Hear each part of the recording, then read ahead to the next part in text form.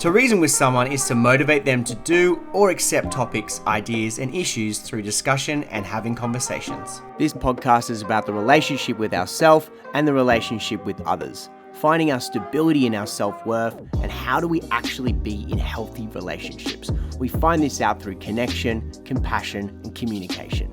Reach out, connect with me, like, subscribe, comment. I want to unpack whatever it is that we can to really get to the nitty and gritty of finding out how do we get better in ourselves and how do we get better in our relationships.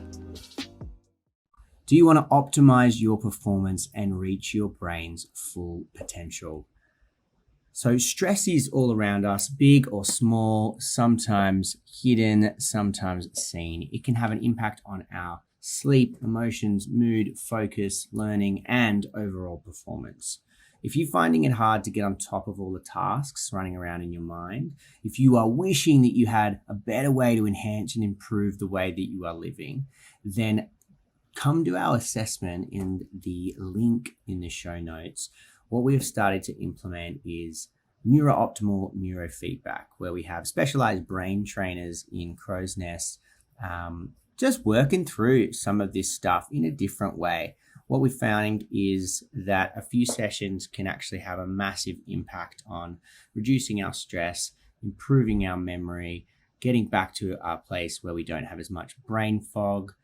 Really good to help manage symptoms of mental health and improving relationships. So it essentially is a program, specialized machine that analyzes our brain, and we put on little sensors that provide feedback through music.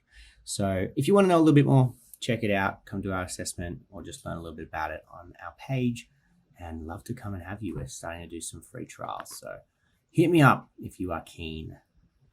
Okay, let's get into it. The podcast. I want to introduce you today to our guest. Carla is a certified health coach specializing in adult sleep. She's passionate about helping people lead healthier and happier lives by improving our most basic of needs, sleep. She believes that sleep is not a pillar of health. It is a foundation on which the other health pillars are built. She provides one-on-one coaching, corporate seminars, and public workshops. She's a really cool chick, Carla, and I love talking to her about all this sort of thing because sleep, I think, in terms of our non-negotiables, should be right up there. And whether or not we are doing that is going to impact the ability to do the other things that are important for us to look after ourselves. She's got a workshop coming up for better sleep, and the tickets will be linked in our show notes, so please jump on that or follow her as well. All right, welcome back to the podcast, everybody. Today I'm speaking with Carla. How are you, Carla? I'm great. How are you going? I'm good. I'm really keen to have this chat with you today. I have lots of questions, and hopefully people get help by the questions that I have, but I'm definitely going to steer them to me, so maybe people will be able to get assisted because they'll identify, but I'll also broaden it out as well. But we'll just get into it. Who the hell are you and what do you do? Yeah, I love it. I'm Carla and I'm a sleep coach for adults. So one of the things I do get asked when I mention that I'm a sleep coach is, oh yeah, you work with kids, you work with babies, do you go to people's homes? So no, I work with adults. So I sort of liken it to personal trainer or a nutritionist. Use my words. A nutritionist. Yeah. For your sleep. So I essentially help people sleep better, reclaim their health and happiness, essentially through reclaiming that lost sleep. I mean, just big kids, right? Adults. Yeah, pretty much. Yeah. Pretty much. So it's a process of coaching. So providing accountability, motivation, knowledge, education, support, and all that kind of stuff, while essentially improving your health, changing habits, making positive change. Cool. And how long have you been doing that? And why did you start doing sleep? Yeah, I know. It's a little bit random, right? So I actually left the corporate life, what was it, 2019, and started my own face-to-face wellness business. Unfortunately, that was just a couple of months before COVID shut us all down. So I'm normally residing in Melbourne. And so my business was face-to-face. It was non-essential. So, of course, I was hit really hard during those 2 years of lockdowns, like many people in the wellness industry and even broader industries were. Mm-hmm. And so I was literally just sitting at home, couldn't work, was bleeding money because I was still paying business rent and all this other stuff. And I thought, this is a bit of a rough situation. What am I going to do with myself? And I thought, well, I may as well at least make the most of this time and start learning something. And I'd always been a sleep nerd, used to have troubles with sleep, thought that I guess slept well, was a good sleeper, but it had always been a passion. So I decided to actually start studying it. So I started studying sleep coaching. And as I started going through this process and I started using all of these strategies on myself, I actually realized that this could actually be a really cool way to help people. And initially I was going to sort of bring it into my current business. So my business was a sports recovery centre. Thought this would be a nice little arm to the sports recovery centre. So started sleep coaching during lockdowns, which was great because, of course, I got a little bit of social connection during that time that we weren't really allowed to get much of that. And then once we finally came out of lockdowns, I actually decided that the face-to-face business wasn't where I wanted to be anymore. It was feeling a little bit traumatic because it had been such a horrible start, 2 years to the business. And I was really loving the sleep coaching. I felt like that was where I wanted to put my energy, and I felt like that was where I could really help people significantly. And so I actually closed down the business and went all in on the sleep coaching. Okay. Great. And I would imagine that like doing what you were doing with the wellness sports, what is it? Sports recovery center. The sports recovery, yep. Sure. That a lot of things would keep coming back to sleep. Like, this is absolutely. So the sports recovery stuff was great. It was amazing having people come in, everyone left with this huge smile on their faces, but it was sort of it's something you bring in once you've got all the basics nailed, right? So really you need to be working on your sleep, your nutrition, your movement, your stress, and then you sort of bring in all of that extra stuff. It's complementary to that other stuff. But if you haven't got the basics sorted, then that extra stuff is more just sort of nice to have, right? It's not going to make a huge difference to your actual health and wellness. Okay. Yeah. So I think that what I've been talking to a lot of my clients about, because I think it's weird what starts trending, it's like ice baths, and then I think sleep's become a big one as well. And just all these little tiny things keep coming and trending. It's like, finally, we've been working in this, like, the health space, just being like, eventually we'll just, like, hang in there and wait till something trends. And they'll be like, see, this is what we've been trying to tell you. So I think sleep's, like, kind of come back around the bend and kind of been like, all right, this is the thing that keeps screwing up for everybody. Let's get that right. And that's why I really wanted to have you on, because I think what I'm telling my clients is, I talk about non-negotiable self-care and like how they can kind of do their week and really look at what needs to happen in their week so that they can show up, they can fill that cup back up. And what we're finding is a lot of people are having to put sleep on there as a non-negotiable that they need to get right. And then what they're finding, and this is definitely what I find as well, is if I don't have good sleep, then I can't do the next morning non-negotiable. So then it just keeps, rippling down, and then I start feeling crappy again. And I think a really good place to start with all of it is the sleep part. Does Yeah. that right? I love that. And you're you're 100% right, because it has so many onflows to every aspect of our lives. So, sleep affects your emotions, it affects your hunger, it affects the ability to manage your weight, it affects your alertness, your strength, it affects um, your perception of your own abilities. Mm-hmm.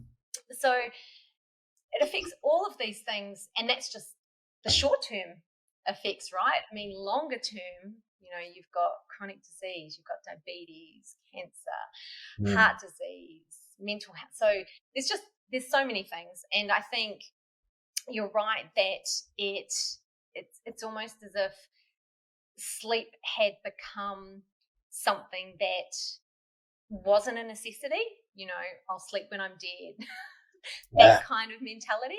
But you're right. I think it's come a full circle, and finally, we're really starting to realize now that the impacts of not getting enough sleep and getting enough sleep are so wide reaching. I mean, the studies that are out there in terms of physical performance, mental performance, it's just amazing.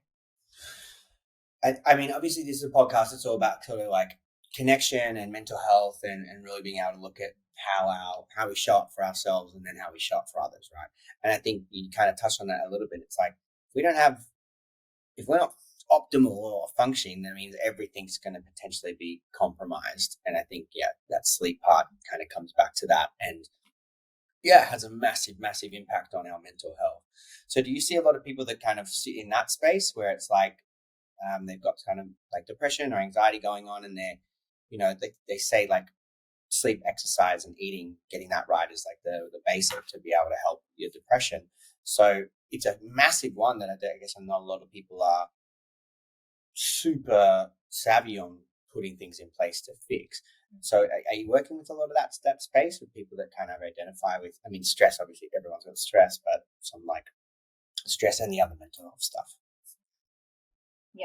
Yeah, it's really interesting, right? Because for a long time it was thought that mental health issues were actually causing the sleeplessness or the lack of quality sleep. But what we now know is that it's bidirectional, right? Lack of sleep contributes to mental health issues, but of course mental health issues also contribute to lack of sleep. So it goes both ways. And absolutely, we see lack of sleep contributing to all sorts of mental health, depression, suicidal thoughts, and attempts. Alzheimer's there's a really strong link to Alzheimer's now as well, and of course stress and anxiety. So the clients that I see typically, occasionally I do see people who are suffering from depression. Almost all of my clients report high levels of stress and anxiety when they first come to see me.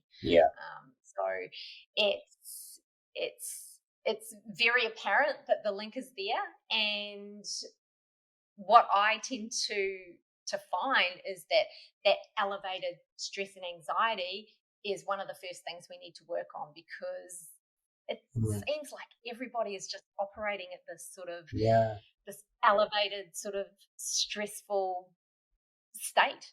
It's so common at the moment, and I can also attest to this. I'm also on this roller coaster of stress and anxiety, realizing I'm in this place, having to pull it back and get into my normal routines. So it really is a problem, and it really is affecting sleep massively. Yeah, and I guess that's always a great place to start. And then I think what that means is that it's not just about like your night routine, as important that it is, and we'll probably touch on that later, but it's like what you're doing during the day. So what are some of the things that kind of that, I guess, initial kind of consult or assessment stuff looks like? You start to identify that they've obviously got stress and anxiety. Where does it kind of go from there? It's like, what do you need to put in place, and then what do people need to kind of be aware of, or their warning signs for different things? Yeah, and good point that you just made, that it's not just about, what you do at night. It's what you are doing throughout the day. It's what you do first thing in the morning. So there's a whole lot of aspects to the things that can affect your sleep. So typically what I do is I actually start with what I call a deep dive interview, and it's exactly what it sounds like. We basically go deep into everything that's going on in someone's life. So I do a few assessments as well, and we really talk in detail about what is happening for that person. So what's work like? What are your stress levels like? What do you do in the morning? What is your morning routine? What's happening during the day? When are you going to the office? When are you working from home? Where are you working? What's your bedroom environment like? What's your pre-bedroom environment like? What are you doing for a few hours before bed? So we go through all of that stuff, and as I said, commonly it's sort of this elevated stress, anxiety, mental arousal that I see most commonly that is affecting people's sleep. And essentially what we start working on is, okay, why is that? What is happening in your life that's causing that? And then what can we do both during the day and in the lead up to sleep to help bring that mental arousal back down so that you can sleep? And the way that this actually plays out for a lot of people will be going to bed feeling tired but not actually being able to turn your brain off at night. So just lying in bed, awake, worrying, ruminating, all that kind of stuff, which of course leads to further anxiety, because then people start worrying about, oh God, I'm only going to get X hours of sleep. Oh, I have to perform tomorrow. I have to, get up and do that presentation, whatever. The other way it plays out is, and this is a really common one, is waking up early in the morning. So sort of 3, 4 a.m. And again, your brain just starts going for it and you cannot get back to sleep. So that's typically sort of the two things that I see that elevated stress and anxiety affecting sleep. So it's kind of that drop down, and then it's like people waking up too early and then not being able to get the hours needed. Cortisol pumps up and your brain just starts going for it. Yeah. Okay. Yeah. So it's basically about identifying the problem and then putting some strategies, using some tools to actually help manage that. And I find that people actually get back on track pretty quickly. Once you have an idea of what the problem is and what you need to do to fix it, it's actually not too difficult to resolve.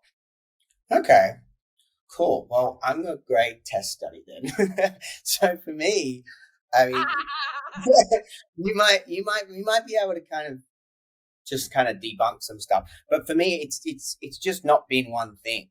Like there's been, a number of things that I guess I'm trying all at the same time, and then not knowing which ones are the things that are working and which ones aren't. But I guess doing it collectively, one of them sort of switched, and I do feel a little bit better. So I guess we can what I'd love to know is, I mean, obviously some people would be way more in the know and not. So I guess we'll try and find a middle ground and talk about it. But I guess the stuff that I've started to be doing a little bit more is just like some of those key things that we need to look out for in terms of obviously managing our stress and stuff. And obviously anyone can just go back and listen to any episode about my mental health episodes and stuff like that. But once we kind of get that part down, it's like you're either still struggling and it didn't just shift, and then there's those other like sleep hacking tools that we can kind of look into. So which ones do you think are kind of the most important, I guess, as each theme of them all? Yeah. So if we're talking about sleep in general, there's the first thing I normally try to address is light. So seeing morning light, a lot of people aren't doing this. Getting outside, seeing morning light, no sunnies for about 5-10 minutes, reset your circadian rhythm.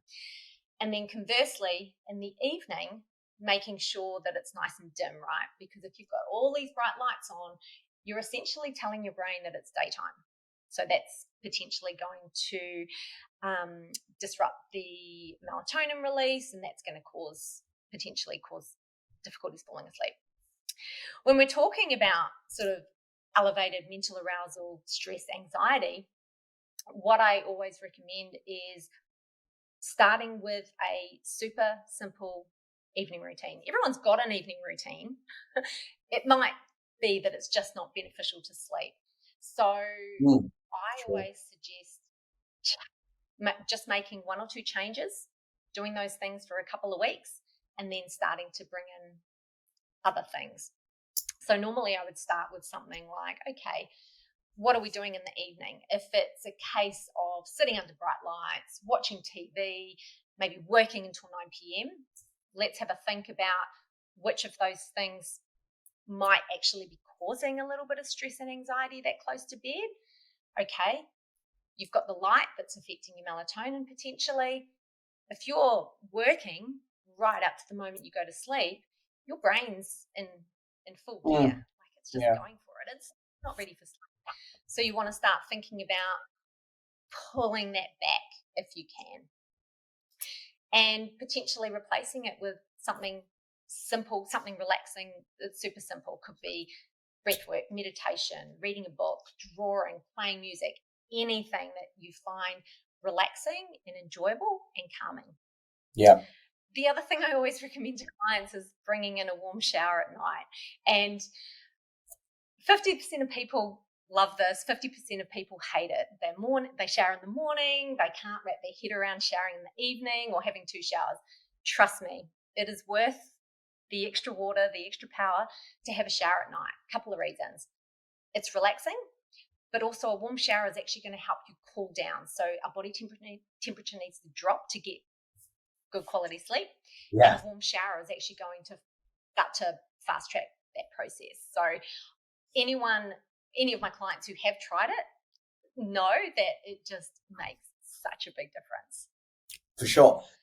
So that's typically what I talk about pre-bed. And then there's sort of things you want to do if you're suffering from having struggles falling asleep or waking up in the morning. We talk about different strategies, trying not to stay in bed, worrying and lying awake. You actually want to get up and do something relaxing somewhere else. Okay. So the first thing you said was light. So again, that in the night, right in the morning, you started getting that morning light without like sunglasses or even windows. Like, because if I just stare at is that still bad? You want it direct-ish? You definitely want to be outside. So it is not going to work very well through a house window or a car window. Damn. Okay. So you don't. Well, I try to get outside, but now I guess when I go to the gym, and other people kind of getting up early for work, it's dark. Unfortunately, daylight savings kind of does that. Some people like it. I don't like it. Yep. So yeah. Yeah. So once the sun is up, though, hop outside, walk around the block. Could be, standing on the balcony or your deck, having your coffee. Whatever that looks like, even if it's only 5 minutes, it will make a difference. Yeah, okay, love that. And then the other thing, and that's probably my biggest one, I think, is the temperature. Mm-hmm. So having a hot shower means that your body then naturally starts to try and cool itself down, and then you want to be cooler going into bed. So I don't know what was going on this year definitely for me, but quite a lot of people that I talked about, because they didn't want to seem like I was the weird, crazy person, is that I was just so hot all through summer, constantly sweating more than I ever have. And then sleeping at night, like I don't have air conditioning in my room. I have a tiny little crappy fan that doesn't do much. And I just, that was my thing. I could not drop my temperature. That was what was waking me up. That I think temperature was the biggest thing I was trying to shift and change.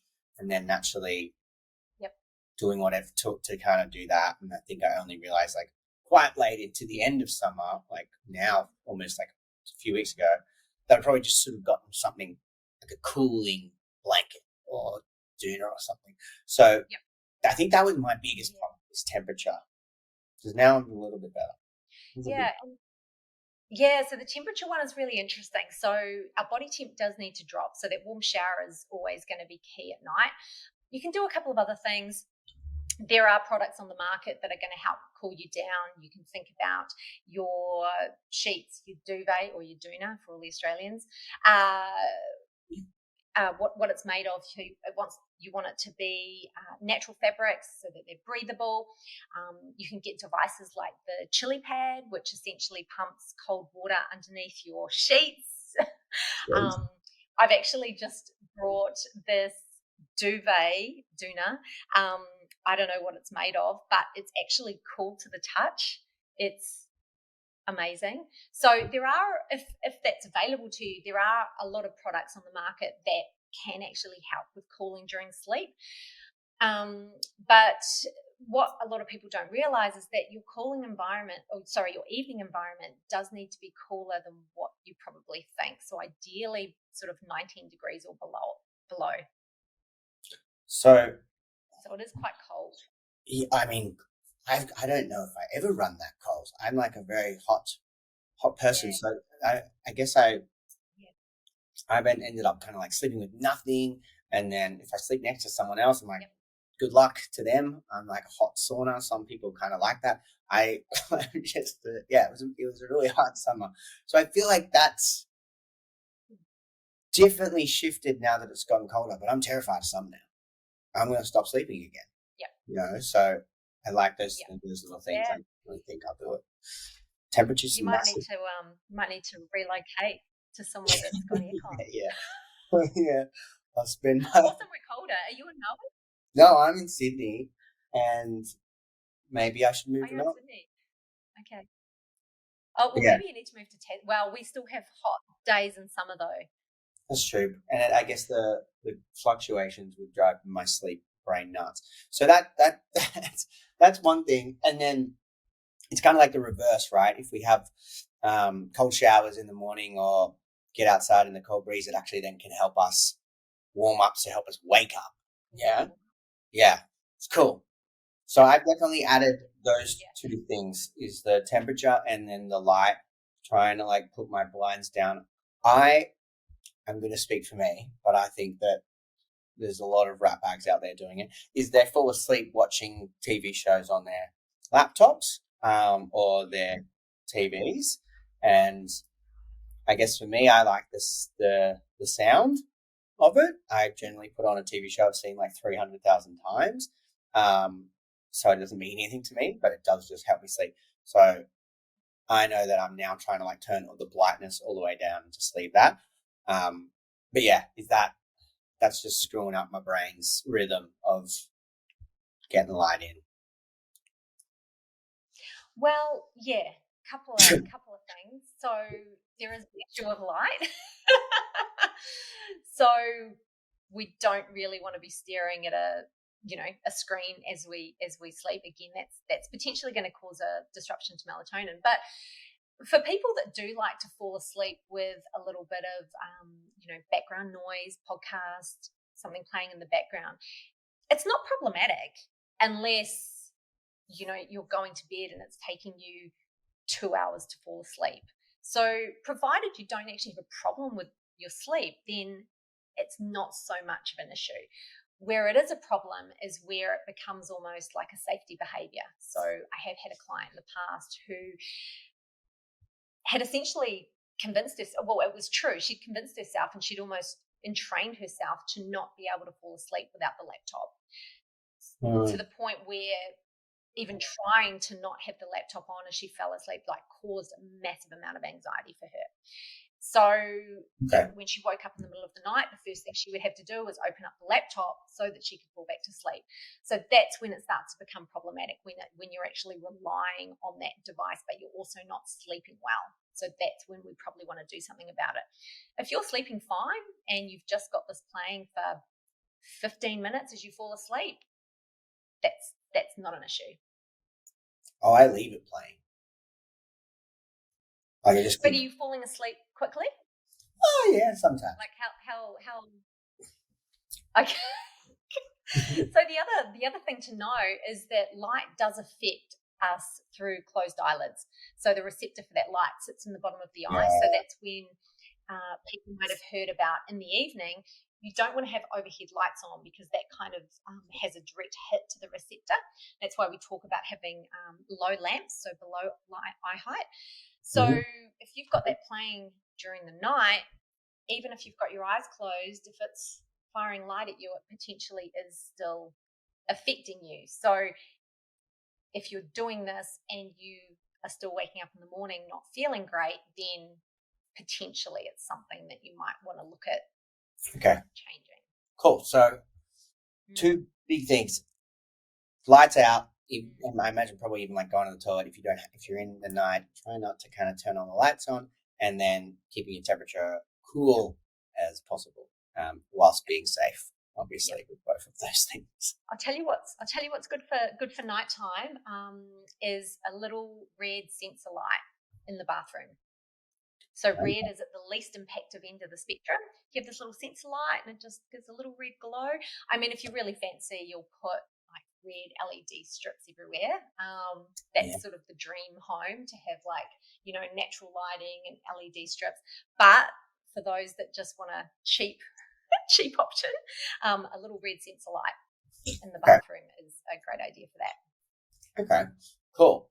So that's the good night stuff. And then in the morning, you mentioned circadian rhythms. I don't even know if I said that right. I have a bit of an understanding around what the hell that is, but maybe if you could just give us a little 101 circadian rhythm and cortisol, that would be awesome.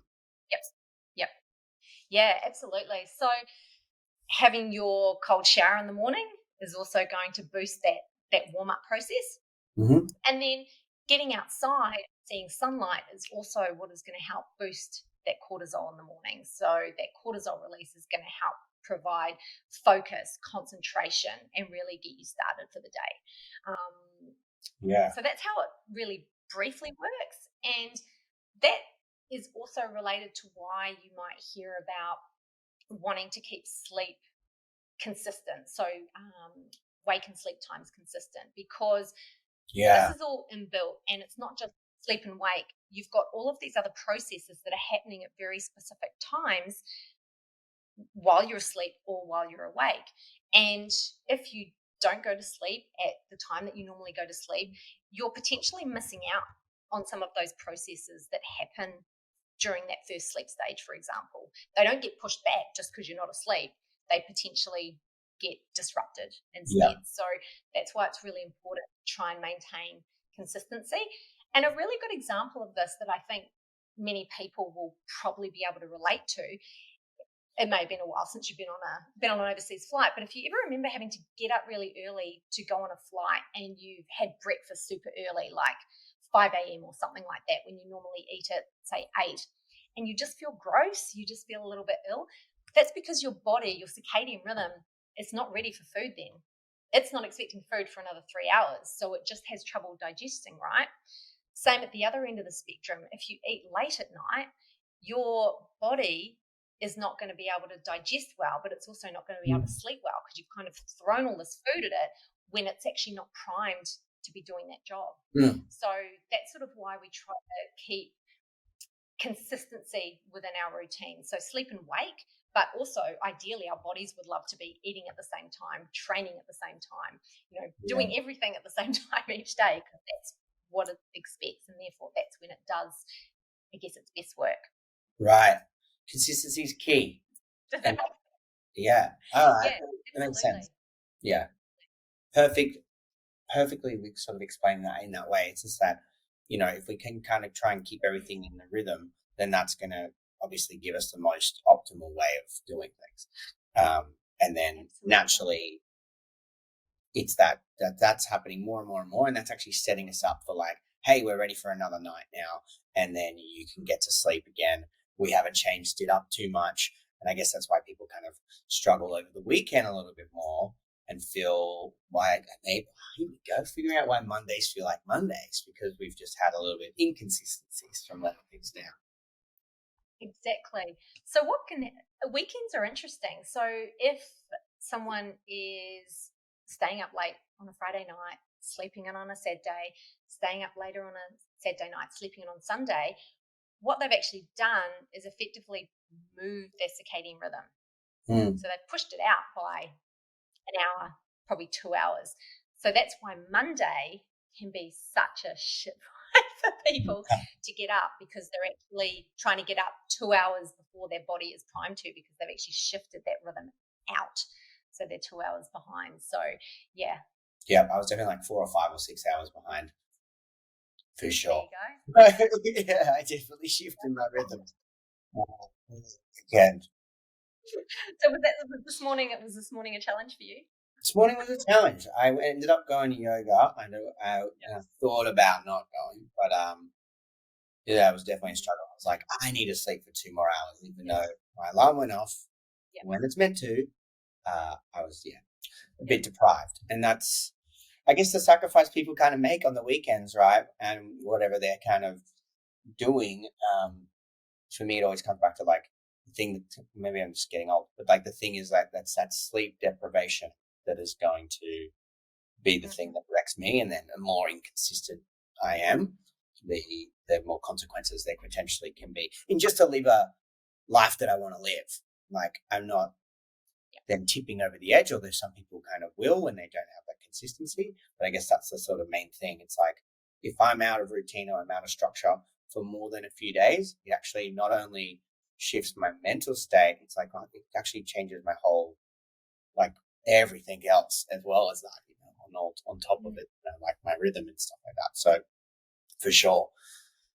So if I change gears just a tiny bit, Carla, there's I guess the two main problems, which we've kind of talked a little bit about each, is that people might have is falling asleep, and then like trouble falling asleep, and then trouble with waking up before they're ready to wake up, right? So I guess what covered some of the stuff in that, what can help you fall asleep and things that kind of really look at, and maybe it's the same, but like, what if people are kind of waking up in the night, we kind of do those things to help assist that, but what can they do to go back to sleep? Well, they're just done. It's like, you're up. Yeah, no, not at all, not at all. And this is something that happens to me. This is the exact way. So the early morning awakenings is how I identify that I'm, gotta kind of pull things back a little bit.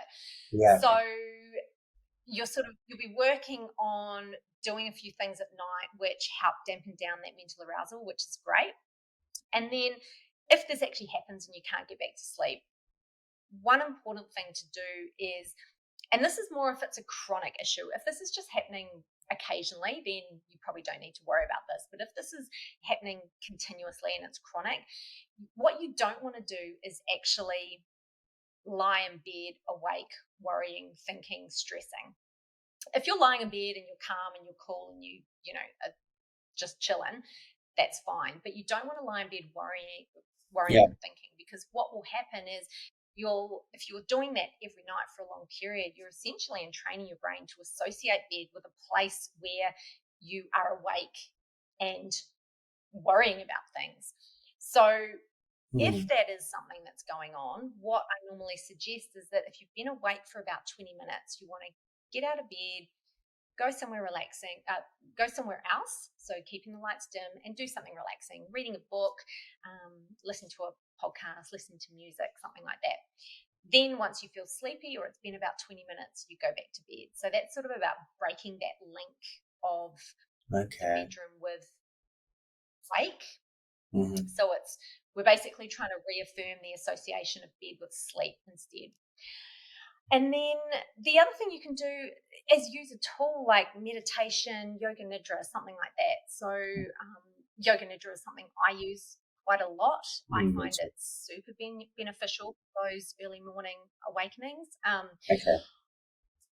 You may just fall back asleep listening to it, but even if you don't fall asleep, essentially mimics light sleep. So even if you don't fall back to sleep, you're still getting a little bit of rest and beneficial rest that mimics sleep. So those are normally the tools that I recommend to my clients. Yeah. And I guess it's just like the classic, what I've been recommending is like Inside Timer, and then you've got a whole list of different yoga nidras to choose from. Um, and they're all pretty good depending where, who's speaking, you like whatever voice you kind of like. And then it's just like a big body scan, and then help kind of feel a bit more heavy and slowly get back to sleep. And I like the idea that it does help feel more rested, even if you aren't getting back to sleep. It's a nice way to kind of stay within the body and just get that deeper rest component. Do you know why that is? It's just magic, because it's pretty cool. No, there's been some studies on it, Yeah, but I cannot remember. that's fine. I'm Yeah, I'm kind of in the cannot same remember. boat. People are like, yeah, that sounds amazing. Why? I'm like, I don't know. But I'll definitely try and find the right answer for that to get that out to people as well. But yeah, for Yeah, now, yeah. witchcraft, and it works really well. So let it happen. It's it's similar to meditation, right? I think it's got to do with Yeah. the slow wave. Mhm. I'm gonna stop talking because I'm probably Yeah, gonna we'll say create something some completely that's story. untrue. Yeah, okay, I'll get that out to people. But yeah, I meditate every day, and I do yoga nidra at night when just when I'm needing it. And some people will need Mm, it a lot more, but really nice way. It isn't yoga. It isn't stretching your body. It's a different type of yoga where it's not mm, asana. It's just the breath and noticing and observing. So cool thing to use for people. So that's kind of the go-to is when you've woken up and you want to stay asleep. We're either going out of bed after not being out of, is it 20 minutes, 30 minutes? Because I guess you don't want to associate it. roughly 20 minutes, but also you're not looking at a clock. So it's sort of, if you For, feel like it's been about 20 minutes, then you're getting up, doing something relaxing for about 20 minutes until you feel sleepy. So it's just okay, a rough sort of guesstimate. we're keeping the Um, lights as well. one thing, yes, exactly. One thing I just wanted to point out, which I love that you mentioned when you were talking about Inside Tracker, is finding a meditation which is spoken by someone whose voice you like. Because often when I talk about meditation and yoga nidra to clients who haven't really, I guess, enjoyed that in the past, that's something that I always reiterate, because the experience of listening to a voice that you don't enjoy can ruin the whole experience. Yeah, So I think it's really important to actually test it out and make sure that you find both a modality that resonates with you, hmm. but also that the voice, the music, etc., is something that actually relaxes you. Because if the voice is really annoying, or if you find it really annoying, it's not going to help. Yeah, and then it turns you off, which altogether, which isn't great. Yeah, Um, yeah, yeah, good point. Good point. So I like that we've kind of burnt through a couple of different strategies for sleep, and obviously it's so important. I know that it definitely impacts my relationships, the way I show up, my work, everything, and then probably most importantly, like how I then do the things I need to do for me, which then eventually impacts my mm, self-worth. That's ideally what I not want to happen. So sleep's very at the top of my list of things that I'm really focusing on at the moment, trying to hack and optimize. So I like to have done what we've done, but what I do want to talk about and get your take on is when it comes to supplementation and medication. So obviously it's a bit of mm, a controversial one. Some things are kind of helpful, some things are not, some things yep, that need to be um, broken down to go, yep, this is a myth, mm, and other things that we're just going to because that's the way the medical model kind of works. It's like, take, yeah. take, take. So, what are your thoughts? Supplement. Yeah. Um, I mean, I'm a massive advocate for, and this is not just relating to sleep, but health and wellness in general. So I'm a big advocate for lifestyle changes first, Yeah. and then medication supplements later if needed. Um, so when it comes to sleep, Of course, you can get medication and supplementation by prescription. Some sleep aids work more like sedatives, so you're actually not going to get great quality sleep. And saying that, there are certainly instances where people, may be so desperate that they need to just get some rest, that might be appropriate. Of course, I'm not a GP, so this is not medical advice. And then, of course, when it comes to something like melatonin, synthetic hormone. Yeah. With most of the people that I see, the key problem that is affecting their sleep is actually stress, anxiety, mental arousal. Yeah. Melatonin isn't going to help with that. Yeah. And there are a whole lot of things you can do to set your circadian rhythm and ensure that you're getting those hormone releases at the right time, without throwing a synthetic version into your system. Mm-hmm. So yeah, it's a tricky one. I mean, if you have a genuine circadian disorder, if you are a shift worker, if you are traveling, then certainly those are cases where melatonin is going to be really helpful. But for the people that I see, it's really shouldn't be the first port of call. Yeah. So a sedative is essentially not going to be that sedative medications, and they're not going to be necessarily giving you deep sleep. They're going to be giving you this alternate version of making your body go into this state, but it's not actually getting you quality sleep. And then melatonin, something that we naturally release in the body as a hormone, is just going to mean that it starts flooding you with melatonin, which might help the ability to sleep, but again, not kind of enhancing maybe the other things or reducing the other things that are creating the problem in the first place. Exactly, yeah. So if you're spending your evening under bright fluorescent lights, and then you're popping a melatonin tablet to go to sleep, you probably want to play with looking at your evening environment first, and then maybe that doesn't help. Yeah. So there are so many other things that affect whether that melatonin release is blunted or not. So yeah, throwing a pill. I mean, I know there's even melatonin for kids these days, which I don't know. Yeah. It just seems a little bit extreme to me. So always look at the environmental factors first, and don't just go straight to that. And hopefully, just like anything. I mean, if you need to lose weight, I mean, I hope in most instances you'll do some exercise, you'll address your nutrition. You're not going to go straight to a diet pill. So I don't know why sleep, I don't know.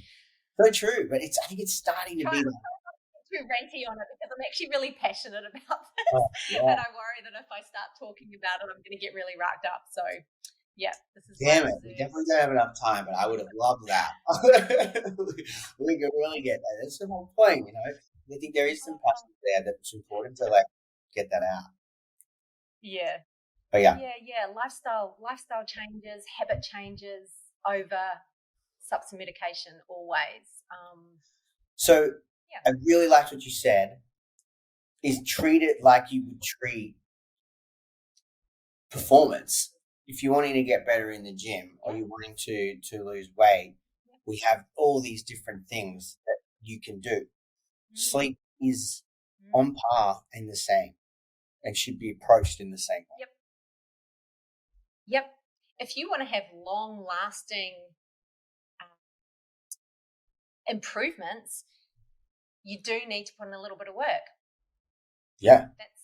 And it's the same with anything in your life, right?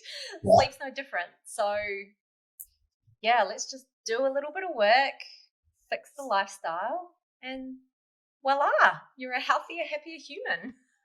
Oh, simple. Yeah, I mean, that's so good. I'm definitely feeling the shifts by just putting little bits of strategies in place, and they've made honestly a big difference. And it doesn't just mean they're siloed, my exercise and my mental health and my sleep, everything touches everything. They're all factored into my life and how I for me. And that's what I'm trying to kind of optimize so I can show up, right? So yeah, even just little things have really made big differences, and they're not that crazy. You don't have to think that far outside the box to do it. Just keep it consistent and real. So I could talk to you for a lot longer, but I definitely have to think a bit more and really reach out, and I think I want to keep posting a little bit more about the sleep study stuff. So for others though, where can people kind of find you, Carla, and what's the best way to get in touch with you if they're looking to optimize their sleep? Yep. So I'm pretty active on Instagram. So try to push out a heap of, I hope, helpful information. And that's Aura Sleep Coaching. So it's actually pronounced Aura because it's a Māori word. I'm a Kiwi in case you couldn't tell. So it's ORA Sleep Coaching. On the interwebs, aurasleepcoaching.com. And actually I'm running a sleep workshop at the end of next month. Awesome. That'll be on Zoom. Okay. So if anyone wants to jump on that, actually it's a small group coaching session. You walk away with a 3-part personalized strategy to fix your sleep. Okay, that sounds great. So I'll put all of that, and especially that workshop sounds awesome. I mean, the outcome on my on that kind of show notes and stuff on our website, and tag everything that we've kind of talked about. So yeah, everyone can start optimizing their sleep and hopefully get a lot out of chatting. I know I did, and it's been really, really great talking with you, Carla, and I'm keen to keep learning and following you for more hacks on how to improve me, right? So I really appreciate you coming and talking to all of us. My pleasure. Thank you. Thank you for inviting me. I was really honoured. So yeah, it's been great. All right. Well, I can't wait to let you know. I might message you and say, it's working. I'm sleeping for 8 hours, to keep you posted. And yeah, hopefully some people can also jump on board and keep you posted with how they're doing with their things as well, which would be really cool. I love it. I love to hear about, honestly, I love to hear about people's sleep problems. I love to hear about when they're doing better, what their struggles are. So yeah, always happy to chat sleep. Awesome. Well, we'll do. Hopefully improvements. But good luck to everybody with that. Yeah, very keen to hear. Thanks again, Carla, and we'll be in touch. We'll talk soon. Do you want to find out more about how therapy can help you kick some goals? Go check out findreasontherapy.com.au or the Find Reason Therapy Instagram page.